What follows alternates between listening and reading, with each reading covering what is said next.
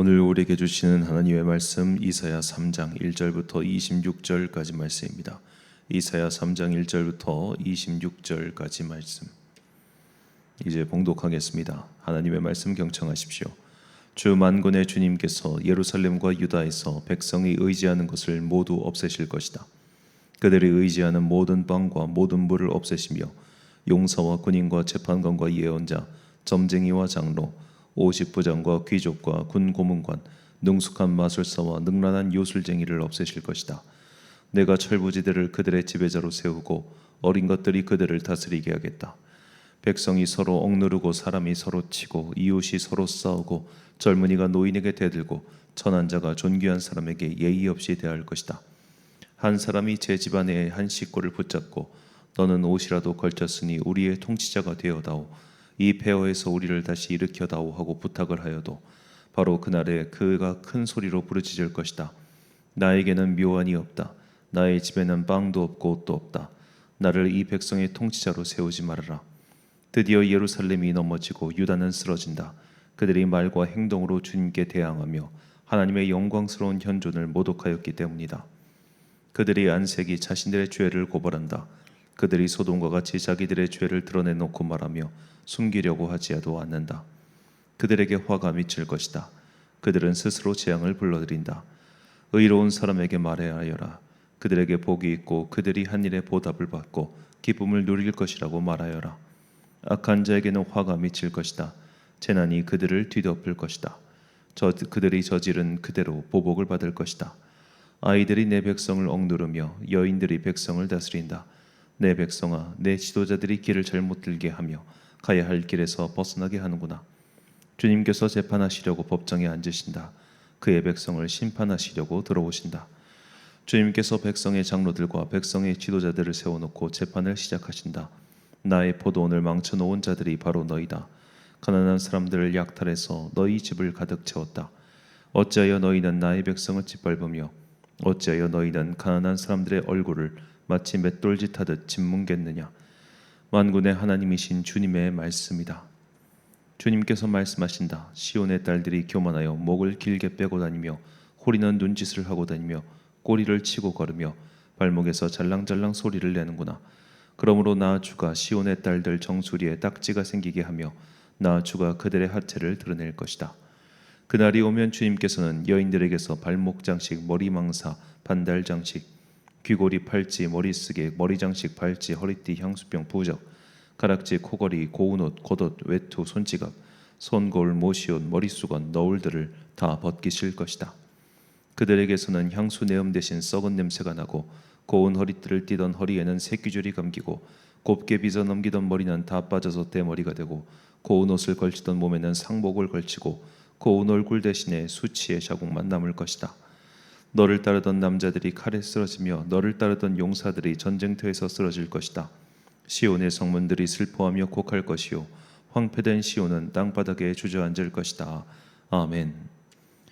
나는 헛말을 하지 않는다라는 제목으로 하나님의 말씀 선포하겠습니다.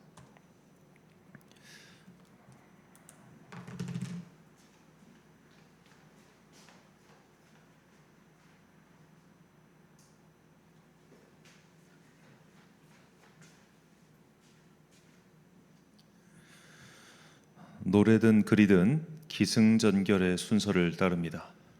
독자가 되었던 노래를 듣는 사람이 되었던 그런 기승전결의 순서가 꼬여버리면 마음이 불편해집니다.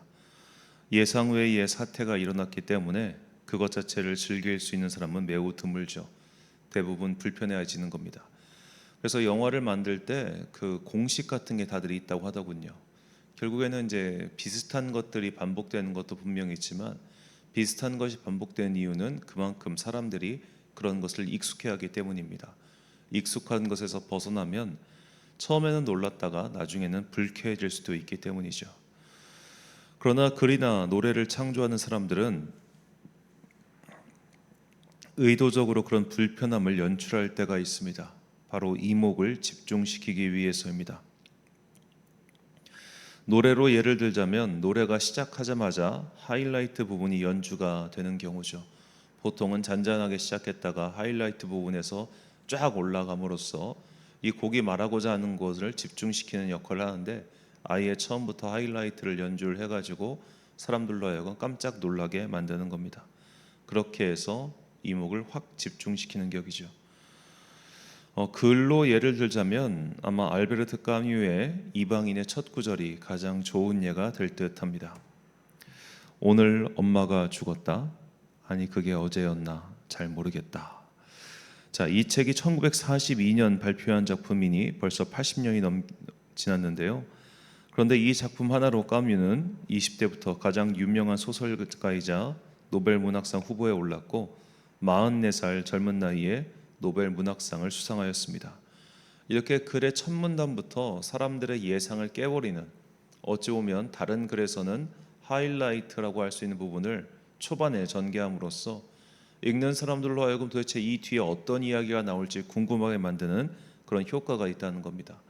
다만 글의 전개가 처음부터 굉장히 강렬하게 시작했기 때문에 그 다음의 전개가 어려워지는 것도 있지요. 그래서 여기서부터는 글쓴이의 솜씨가 필요한 겁니다. 노래도 마찬가지죠. 초반에 하이라이트 부분을 내놓으면은 사람들의 귀는 집중이 되지만 그 다음부터는 심심하게 들을 수 있기 때문에 또 뒷부분의 안배가 그만큼 어려워지는 겁니다. 그러니까 기승전결의 순서를 따르면 글을 쓰는 사람도 읽는 사람도 편합니다. 그런데 이 순서를 뒤바꿔 버리면은 이목을 끄는 효과가 있을 수도 있지만 동시에 읽는 사람도 쓰는 사람도 어떤 어려움에 빠질 수 있다는 거죠. 자, 이사야서도 이런 구성으로 책이 만들어졌습니다. 독자들은 이사야를 읽으며 혼란을 느낍니다. 왜냐하면 뜬금없이 1장부터 심판을 선포하기 때문입니다.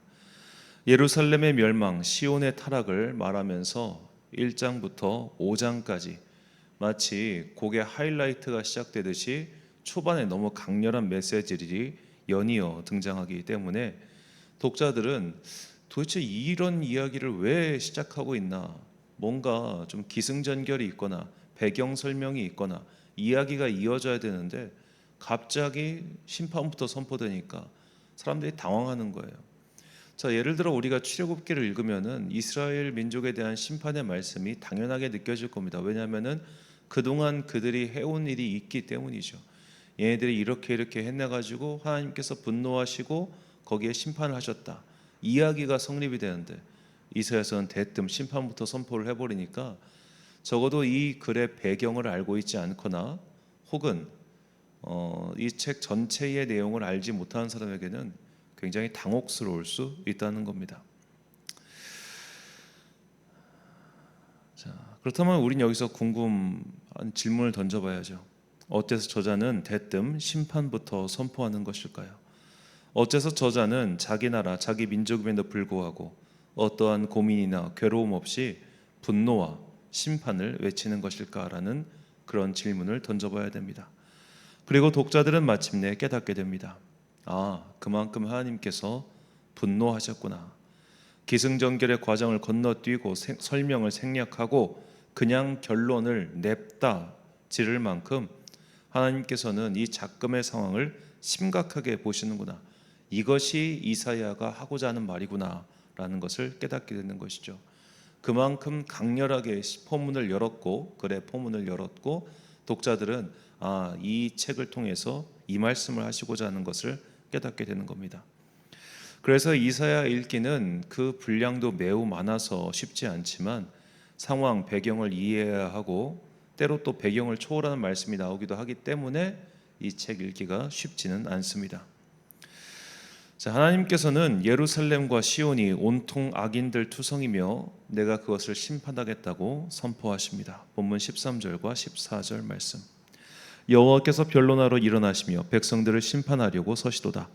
여호와께서 자기 백성의 장로들과 고관들을 심문하러 오시리니 포도원을 삼킨 자는 너희이며 가난한 자에게서 탈취한 물건이 너희의 집에 있도다. 아멘. 자, 이 심판은 위로부터 아래까지 모두에게 임하는 심판입니다. 고관들도 썩었고 제사장도 썩었고 일반인들도 다 썩었습니다.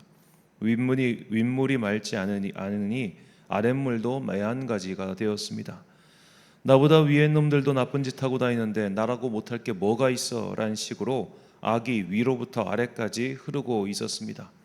마치 우리나라처럼 텔레비에 나오는 사람들이 이런 잘못도 저지르고 저런 잘못도 저지르는데 나라고 왜 이렇게 살아야 돼? 라는 식으로 막 간다는 거죠.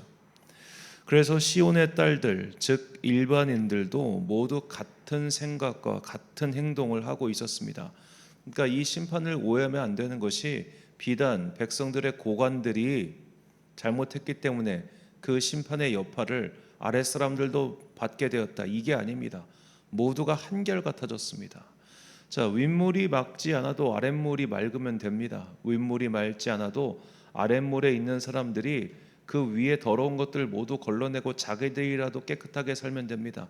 그런데 위에 사람이 아랫사람한테 악한 짓을 하니 아랫사람은 자기보다 더 아랫사람에게 악한 짓을 하는 겁니다. 악이 되물림되는 상태, 총체적인 악이 범람하는 상태, 그것이 예루살렘의 상태였으며 시온으로 상징하는 예루살렘의 실태였던 것이죠.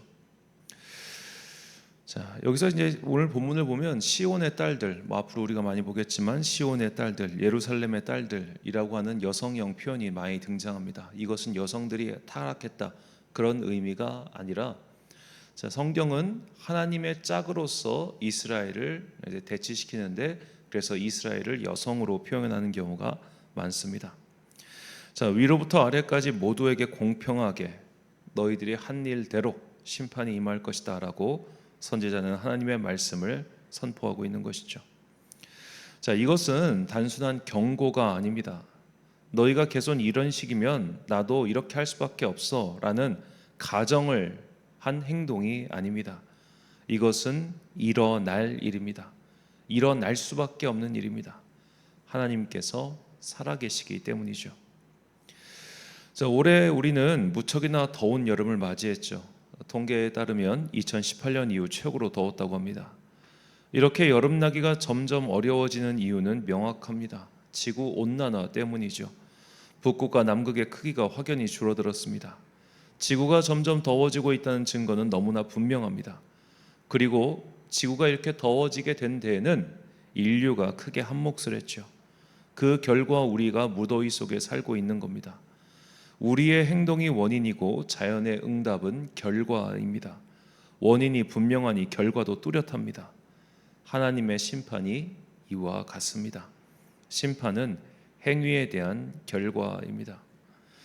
그러나 어리석은 자들은 지구 온난화란 술책에 불과하며 지구의 역사 속에서 이렇게 온도가 들쭉날쭉했던 것은 한두 번이 아니었다고, 그러니 지구 온난화라는 망상에 속지 말라고 그렇게 외치는 자들이 있습니다.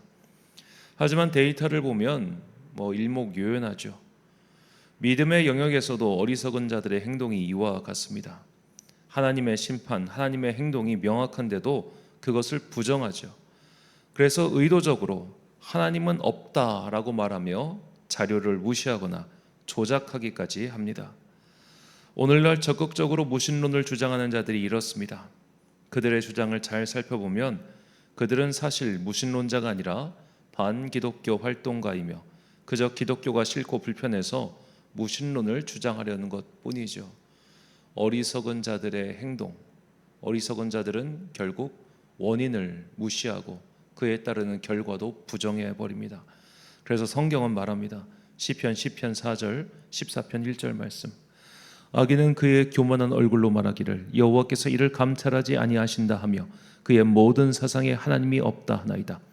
어리석은 자는 그의 마음에 이르기를 하나님이 없다 하는도다. 그들은 부패하고 그 행실이 가증하니 선을 행하는 자가 없도다. 아멘. 자, 만약 하나님께서 경찰관처럼 행동하시며 우리의 곁에서 항상 지켜보시면서 악을 행하면 때리시고 선을 행하면 상을 주시면 사람들은 모두가 다 기계적으로 그런 행동을 하게 될 겁니다. 그렇게 훈련되는 거죠. 그런데 하나님께서는 그것을 원치 않으십니다. 왜냐? 우리에게 자유의지를 주셨고 자유의지를 바탕으로 한 사랑을 원하시기 때문입니다.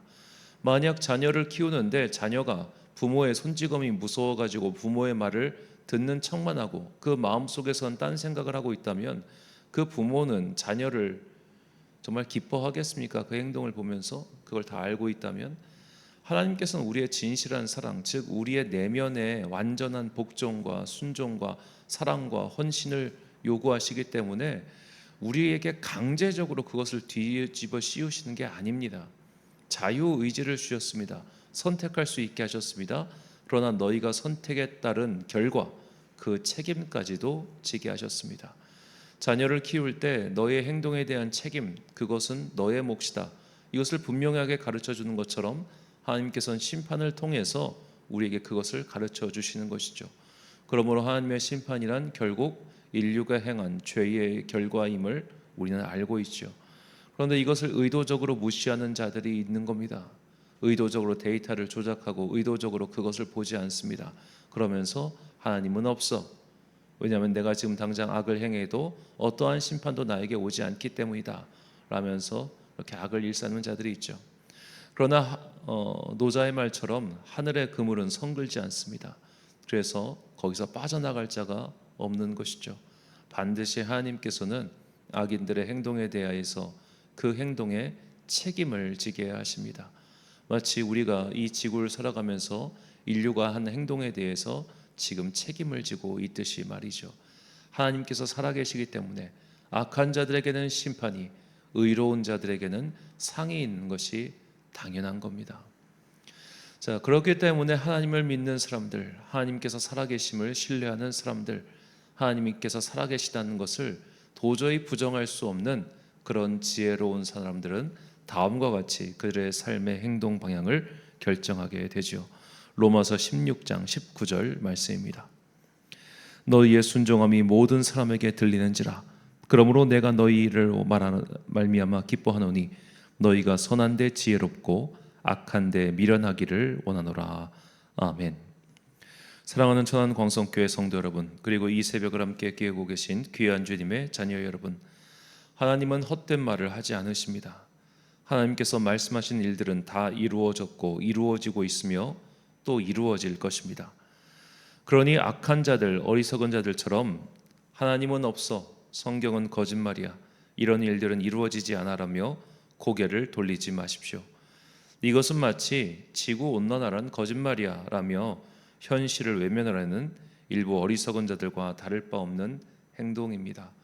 하나님께서 살아계시기 때문에 의로운 자들에게는 상이, 그리고 악을 일삼은 자들에게는 벌이 임한다는 것을 잊지 마시고 선한 일에 재빠르고 지혜롭게, 그리고 악한 일에는 미련하게, 그런 것이 마치 없는 것처럼 그렇게 한 길을 오롯이 걸어가는 여러분과 제가 되시길 주님의 이름으로 축원합니다.